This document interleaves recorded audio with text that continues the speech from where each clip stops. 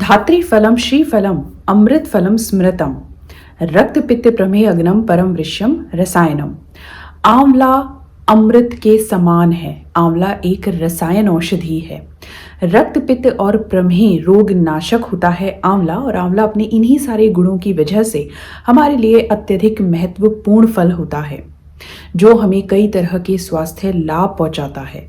आंवला के इन सभी गुणों की वजह से आप में से कई लोग ये सोचते होंगे, अब से मुझे डेली एक आंवला जरूर खाना है। लेकिन आंवला हर किसी को फायदा ही पहुंचाएगा, तो ऐसा बिल्कुल भी नहीं है। इनफैक्ट कुछ कंडीशंस ऐसी भी हैं जिनमें अगर आंवला का सेवन किया जाए तो ये फायदे की जगह आपको नुकसान भी पहुंचा सकता है। आज की इस वीडियो में हम जानेंगे किन लोगों को आंवला नहीं खाना चाहिए, कौन सी ऐसी हेल्थ कंडीशंस होती हैं जिनमें अगर आंवला का सेवन किया जाए तो ये आपको फायदे की जगह नुकसान पहुंचा सकता है। Hello and welcome to Shatayu Ayurveda. मैं हूं वैद्य सोनल और 13 साल के एक्सपीरियंस के साथ मैं आयुर्वेदा प्रैक्टिस कर रही हूं। जिन लोगों ने चैनल को सब्सक्राइब नहीं किया, जो नए हैं मेरे चैनल पे, वो आयुर्वेदा को डीपली जानने और समझने के लिए, अपनी प्रॉब्लम्स के आयुर्वेदिक सोल्यूशन के लिए चैनल को जरूर सब्सक्राइब कर लें। चलिए स्टार्ट करते हैं आज का ये यूजफुल वीडियो।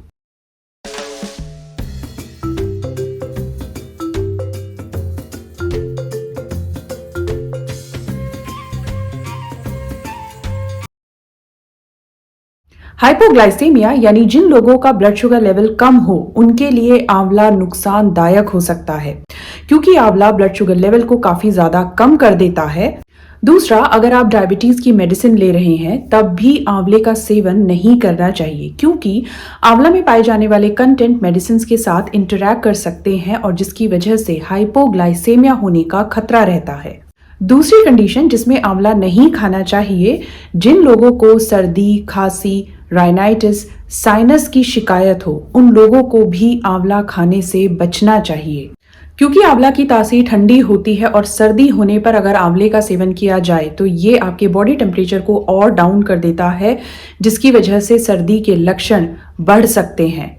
राइनाइटिस और साइनस के केस में आंवला खाने पर यह म्यूकस की प्रोडक्शन को और ज्यादा बढ़ा देता है, जिससे आपकी परेशानी और ज्यादा बढ़ जाती है। हाँ, अगर आप इन कंडीशंस में आंवला का संस्कारित फॉर्म का सेवन करते हैं, जैसे च्यवनप्राश, तो ये आपकी परेशानी को कम करने का काम करता है, क्योंकि इसमें आंवला के साथ बाकी दूसरी जड़ी बूटियां भी होती हैं और जिनकी वजह से ये आपकी परेशानी को, आपके लक्षणों को कम करने का काम करेगा।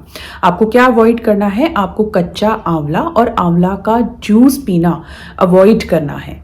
तीसरी कंडीशन जिसमें आपको आंवला नहीं खाना चाहिए, अग्नि अगर आपकी वीक है, पाचन क्रिया आपकी कमजोर है, अजीर्ण या इनडाइजेशन की शिकायत है, तब भी आपको आंवले का सेवन नहीं करना चाहिए, क्योंकि आंवला में गुरु, रूक्ष और शीतल गुण पाए जाते हैं, जिसकी वजह से आपकी पाचक अग्नि को कमजोर कर सकता है। और पहले से ही अगर अग्नि कमजोर होगी, अजीर्ण की शिकायत होगी, तो आंवला आपका सही तरीके से पाचन इसका नहीं हो पाएगा और आपकी जो परेशानी है वो और ज्यादा बढ़ सकती है। जिन लोगों को थायराइड रिलेटेड प्रॉब्लम्स हैं, जैसे हाइपो या हाइपर थायराइडिज्म, उन लोगों को भी आंवले का सेवन एक लिमिटेड अमाउंट से ज्यादा नहीं करना चाहिए।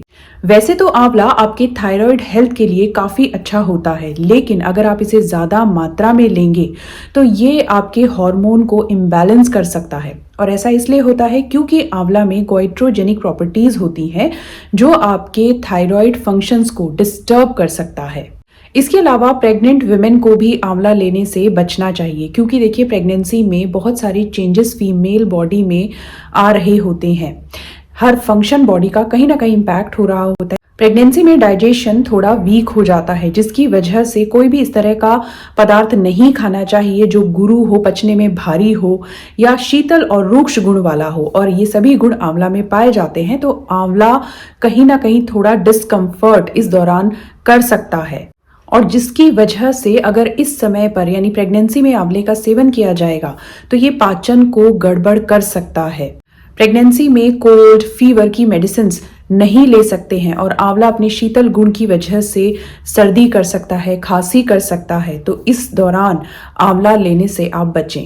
वैसे तो आंवला अम्लपित्त के लक्षणों को कम करने का काम करता है, लेकिन अगर आपकी एसिडिटी क्रोनिक है, लंबे समय से चली आ रही है, आपको एक्सेसिव बर्पिंग है, गैस की परेशानी है, इस केस में आपको आंवला लेने से बचना चाहिए, क्योंकि ऐसा कमजोर अग्नि के होने की वजह से ही होता है।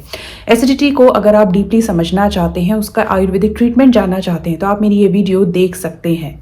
क्रोनिक एसिडिटी के केस में क्योंकि हमारी पाचन क्रिया ऑलरेडी कमजोर होती है और खाने का पाचन ठीक तरीके से नहीं कर पाती है, इस समय पर अगर कोई ऐसा पदार्थ लिया जाए जो पचने में भारी हो या शीतल रूक्ष गुण वाला होगा, उसका पाचन ठीक तरीके से हमारी अग्नि नहीं कर पाएगी और ये गुण आंवला में पाए जाते हैं, जिसकी वजह से ये आपकी एसिडिटी को बढ़ाने का काम करेगा। इसके अलावा जिन लोगों को IBS की शिकायत है, यानी इरिटेबल बाउल सिंड्रोम, जिसका आयुर्वेद में गृहिणी नाम से वर्णन किया गया है, उन लोगों को भी आंवला लेने से बचना चाहिए। IBS का मुख्य लक्षण होता है कभी लूज मोशन और कभी कॉन्स्टिपेशन होना, यानी हमारी जो अग्नि होती है वो इतनी मंद हो जाती है, वो ठीक तरीके से अन्न का पाचन नहीं कर पाती है, जिस वजह से कभी स्टूल हार्ड हो जाता है और कभी लूज हो जाता है, जिसे हम गृहिणी रोग नाम से जानते हैं। तो जिन लोगों को भी IBS की शिकायत है, अगर वो लोग आंवले का सेवन करते हैं तो उनकी जो अग्नि है वो आंवले का पाचन ठीक तरीके से नहीं कर पाएगी और जो गुण, जो पोषक तत्व हमें आंवला से मिलने चाहिए वो हमारी बॉडी को नहीं मिल पाएंगे। तो इस दौरान आपको आंवला लेने से बचना चाहिए। इन सभी से हमें एक बात तो बहुत ही क्लियर हो जाती है, अग्नि का स्ट्रॉन्ग होना, हमारी पाचन क्रिया का मजबूत होना बहुत ही ज्यादा महत्वपूर्ण होता है। तभी हम अपने खाए हुए अन्न का ठीक तरीके से पाचन हो पाएगा और उसके जो भी पोषक तत्व हमें भोजन से मिलने चाहिए वो पूरी तरह से हमें मिल पाएंगे। और आयुर्वेद में भी कहा गया है, जिन लोगों की अग्नि स्ट्रॉन्ग होती है वो लोग कम बीमार होते हैं और स्वस्थ बने रहते हैं। तो इस तरह से आपने जाना गुणों से भरपूर, गुणों का खजाना आंवला भी कुछ कंडीशंस में अगर खाया जाएगा तो ये आपको फायदे की जगह नुकसान कर सकता है। स्पेशली जिन लोगों की अग्नि कमजोर है, वीक है, उन लोगों को आंवला खाने से बचना चाहिए। अगर आप लोग अग्नि को जानना और समझना चाहते हैं तो मुझे कमेंट कर जरूर बताएं। तो वीडियो अगर आपको यूजफुल लगी तो वीडियो को लाइक करें, शेयर करें और जो नए हैं मेरे चैनल पर वो चैनल को जरूर सब्सक्राइब कर लें आयुर्वेदा की अधिक जानकारी के लिए। मिलते हैं इसी तरह की एक और वीडियो के साथ। Thank you so much.